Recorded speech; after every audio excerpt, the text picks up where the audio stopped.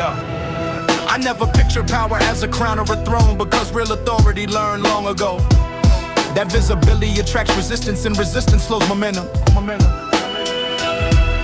The modern hand does not push, it adjusts parameters, narrows pathways, and lets behavior resolve itself inside pre-approved outcomes.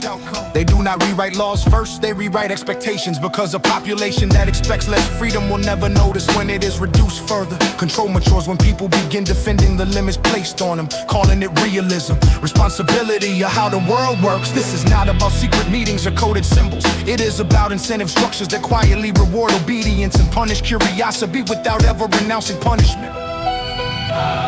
You are not silenced for speaking, you are deprioritized, delayed and drowned inside noise until your signal expires naturally. They learn that fear works best when it never peaks, when anxiety stays low but constant, when the nervous system never fully resets. A tired mind accepts simplifications, and exhausted population trades depth for certainty. Information is not hidden anymore, it is overproduced, fragmented and stripped of sequence, so nothing forms a coherent chain of cause and effect. Truth without context becomes trivia. And trivia never threatens power. Every platform trains behavior. Every metric teaches values. What is amplified becomes normal, and what is ignored quiet disappears, even if it is accurate. You are allowed to debate personality scandals and surface conflicts, because personalities rotate and scandals decay. Structures remain untouched while attention burns itself out on temporary villains. Social pressure replaces force because it is cheaper, cleaner, and leaves no fingerprints. When conformity is enforced by peers, authority stays invisible, and therefore unquestioned. Surveillance is misunderstood as observation. Its real function is prediction.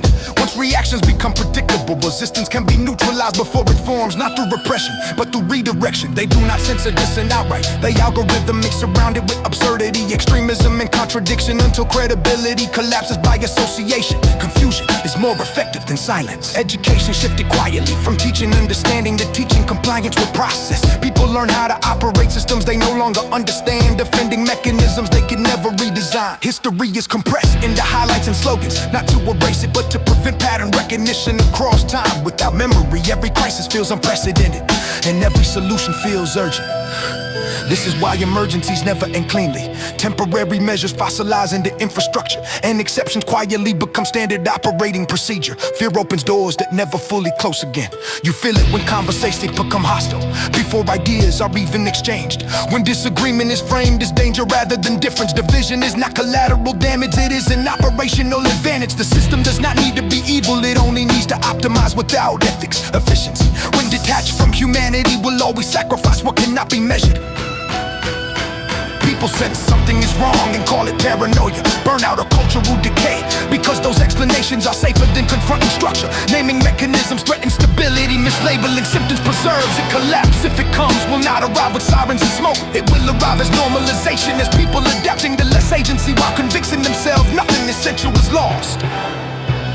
This is not a call to panic, panic feeds the machine. This is a call to slow down perception, to trace incentives, to notice which behaviors are rewarded and which questions are quieted and discouraged. Because the most dangerous thing to any engineered system is not rebellion, but awareness that refuses to react on schedule.